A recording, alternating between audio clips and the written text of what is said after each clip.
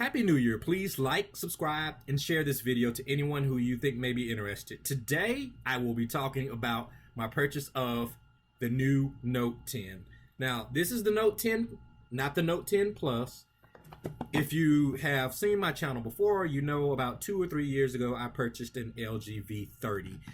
It's been a great phone. It's taken quite a beating. I usually buy pretty durable cases because I'm just not able to really keep an all-glass phone from shattering. But back to the Note.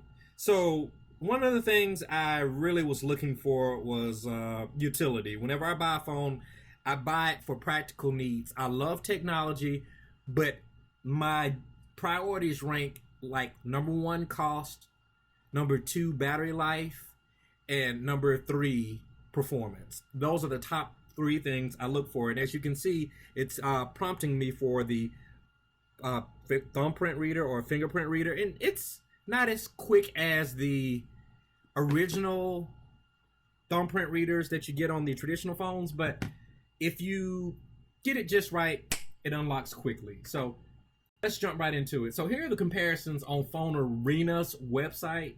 Shout out to them. So I've started researching what type of phone I would buy months ago, because I generally keep a phone, unlike most people in technology. I generally keep a phone for years. The first phone I was considering was actually an iPhone. And what swayed me on that is T-Mobile was running a promotion at the time of this video where they were offering limited down or almost zero down for certain phones. Unfortunately, although the iPhone is cheaper overall to buy outright, most people use some type of upgrade program. T-Mobile has Jump on Demand. On the Jump on Demand program, you can upgrade your phone every 30 days. Anyways, I'm getting a little bit off track. On the Jump on Demand, the Note 10 and 10 Plus were cheaper than the iPhones that I really wanted. And I would need like an iPhone 11 with 256 gigabytes of storage. That was kind of out of my price range. But the Note actually has a slightly larger screen. And my original phone, well, you know, it's only like 3/10 of an inch larger, but every inch counts, right? Now, here's the part that kind of kept me away from the Note 10. When I looked at the reviews from when this phone released several months ago, I saw it as a downgrade. Like, why would I buy a phone that actually shows fewer pixels per inch versus my older phone? And you just have to see the Note in action. Like, you just actually have to witness this screen. And the camera I'm using on my computer is not that great for looking at another glass image, but unless you put the phones side by side, like a Note 10 Plus and a Note 10, you cannot tell the difference. You cannot. And the crazy thing is although there are fewer pixels per inch on the Note 10, the screen is just incredibly sharp. Samsung has really always been the leader in screen technology. And I don't know what type of special sauce they're adding to just a standard screen to make it look great, but it punches above its weight class. Also, further supporting that is a lot of phones, and I will not name the names of those phones, actually have their screens manufactured by Samsung. So when it comes to the screen resolution, don't be swayed by that. Go ahead and give this phone a look. As we get further into it, so we have 8 gigabytes of RAM. Now, a lot of people will look at an iPhone and say, well, you know, that's double the amount of RAM. But you have to remember, the iPhone runs proprietary software and hardware. So everything about the iPhone was designed to work with iOS. Samsung phones generally run a different operating system, so you kind of need the extra RAM. The performance is going to be on par or slightly better. So, and here's the thing that really got me to with the new Note 10. I considered getting the S10 Plus as well, but the S10 Plus did not have the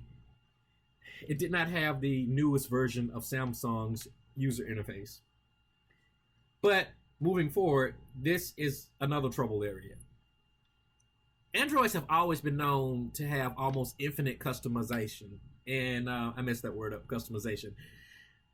But now you're just kind of locked in at what you get, unless you step up to the Note 10 Plus, which is roughly about $150 to $200 more. But overall, I think I'm kind of happy with it. I haven't really been using the phone much. I've just kind of been setting up apps and transferring data for the past couple of days. I'm waiting on my case to arrive from OtterBox because, again, the phone stays out of the case for as long as I can walk out of the store. And once I walk out of the store, into the case, the phone goes. But this has been Dwayne with My Nerdy Buddy IT, just pretty much video blogging my thoughts on the Note 10. So far, my first impressions of it is it's pretty snappy. One neat thing about it was when I was transferring my files from my previous phone, I actually used the USB-C cable to connect my LG V30 to the Note 10. And one neat thing that the phones will do is they'll charge one another. So as my V30 ran low on battery power, the Note would charge it and vice versa. And I thought that was pretty cool to see the two phones working together, or to see the two Android phones working together. That was really awesome. I almost swapped over to iPhone, but again, its price kind of swayed me. In the end, I'm heavily invested in the Google ecosphere, if you will. I use the Google Home Mini. I've always used Google Docs, or Google Drive. And that's how long I've been using it. Google Drive used to be known as Google Docs. I just really like how Google pretty much works on anything that has a web browser. Now, I do own a Mac, and I have owned an iPad and an iPhone and iPod Touch. I'm not averse to Apple products, but I guess you have to get what's best for you. I'm kind of locked into the Android Google world, if you will. This has kind of just been me babbling. I hope this caught people's attention, but let me just do a recap. So I purchased a new phone. My previous phone was an LG V30. My new phone is a Note 10. Why did I not get the Note 10 Plus? There's roughly about a $200 price difference, and the T-Mobile stores were running a special on this phone.